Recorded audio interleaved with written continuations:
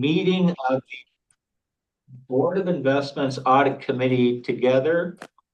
And I'm just gonna manually call out roll call. Dwayne Iverson is here and Cindy Yonkin is here and I am here. So we have a full board here. I'm going to start by asking for if there is any public comment on issues strictly related to the audit committee jurisdiction.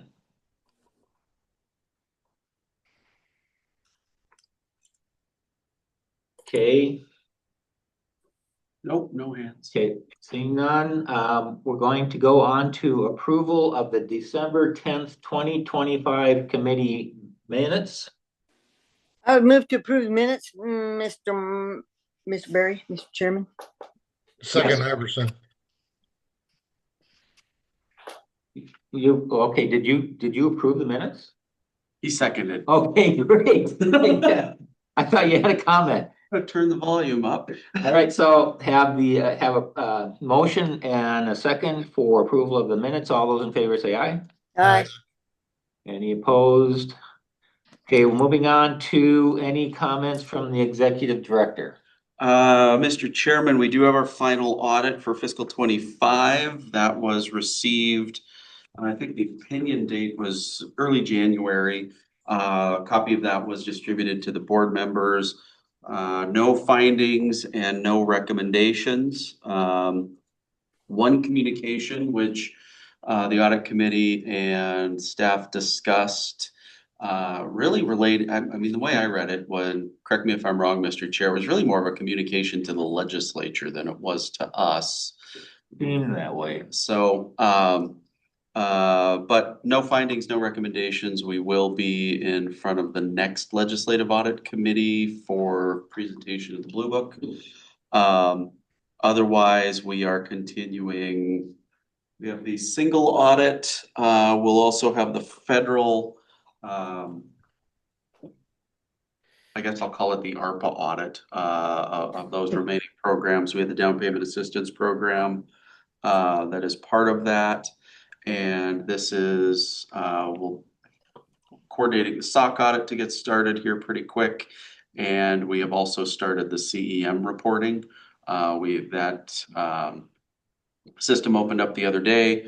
So we will have comps on that hopefully in August, if not in August, the October board meeting for investment performance and costs evaluations. Okay. Otherwise, nothing else, but happy to answer questions. Okay, any questions from committee members about Dan's report here? No. No questions here. So the legislative audit report was in our materials for the full board.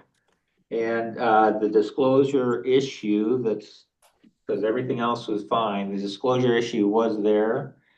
When I bring it up to the full board, we'll see if anybody has any concerns, if that's okay with you. Yeah. Okay, Dan, in our material for the committee, there is the document on external managers. Yes, so can you explain that for us? You bet. So every year we track via resolution 10-217 who the external managers for the board are. And that 217 report is presented to the board each December. The change that we've made and why you're seeing it in each now audit committee is A, we have to report to the full board, but B, we want to show that in more real time. So that will be updated on a meeting by meeting basis when Julie does the audit checklist and the statutory compliance. Will also show any new managers that are authorized to transact on behalf of the board. So it's more real-time information for you as opposed to a once at the end of the year report. You'll also still see in the quarterly reports from John and the various managing directors which not necessarily relationships, but fund commitments we're in. So an important distinction to make is in 217, That's just new managers that are authorized to transact on behalf of the board, not necessarily new funds. And that includes exiting managers? That includes exiting managers as well, because their approvals are revoked. Okay. So you'll see new fund commitments, so that could be an existing relationship that we're in Fund 3 going to Fund 4. They won't show up on the 217 because they're already authorized, but you'll get that report in the quarterlies.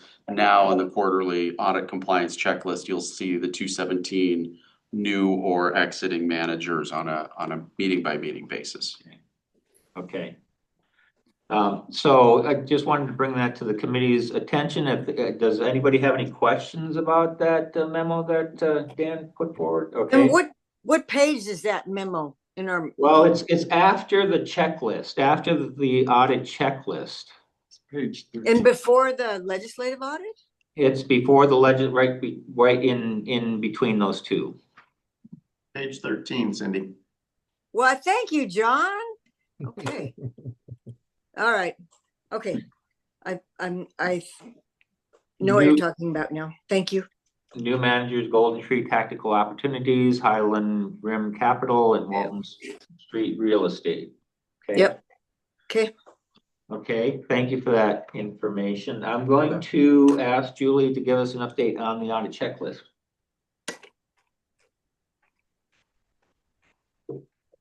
Good morning, members of the board. I am Julie Feldman, the controller for the board. I just have a few things to call your attention to regarding the audit committee checklist. With the start of the new calendar year, information that was pertaining to calendar year 2024 has been removed from the checklist. So the current checklist is only reflecting 25 and 26.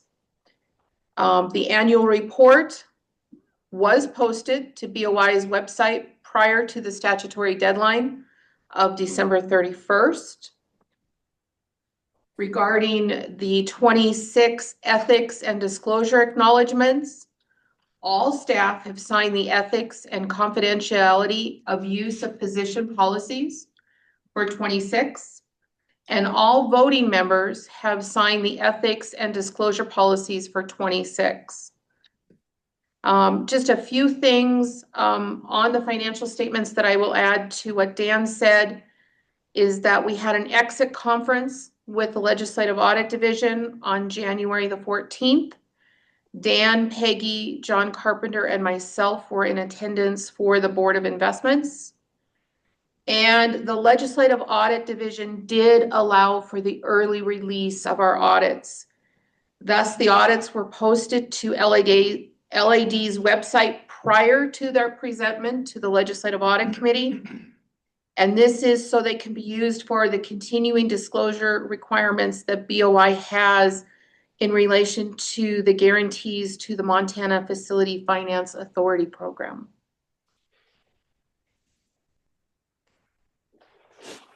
Okay, thank you, Julie. On the financial statements, so in December, we approved the financial statements subject to any audit findings and that sort of thing. Were there any changes to the financial statements at all from No, what we approved? Okay, so we're good to go. right. Okay. All right, great.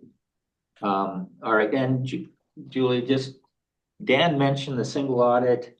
Is that the single audit meaning the state's financial report? No, the Federal Single Audit Act is in conjunction with the state's annual comprehensive financial report, Okay. but it is separate. And so the current Federal Single Audit Act is looking at fiscal year 24 and 25, and they have not completed that as yet. So it's related to any federal financial assistance that the state has received? Not any federal financial assistance. LAD goes through and identifies major programs or programs that are higher risk Okay. For inclusion in that report. Okay, and I think Dan mentioned it, but why is that? What's impacting the Board of Investments? It's our ARPA and the down payment loan assistance money that we had. All right. So they're looking specifically at that, and any word on that progress at all, or? No, they are not yet done with the state's annual comprehensive financial report. And my understanding is once they are completed with that, they will be moving more people back to the single audit and working on that. But no, I don't have a timeline at this point. Okay. And then I did ask you offline, but the LA, the Legislative Audit Committee meeting has not been set to review our fiscal year 25 report. No. And we're past halfway in the fiscal year 26. Okay, all right, thank you, Julie. And then, so that's the audit checklist. Any questions on that from any committee members? No, Okay. On our agenda, there's a mention of ethics policy. Is there anything that we need to cover on that, except that we've all signed our ethics? No, I just wanted to make the announcement and Okay. put it on the record that all staff have signed the appropriate disclosures and ethics as well as board members. Okay, okay. Okay, so Julie, Dan, or any committee members, anything else relative to the audit committee responsibilities for this meeting? Okay, if there's nothing else, I will call the audit committee meeting closed. Okay, we just need to get 1 second to stop the recording and then restart it for the full board. We are having to switch our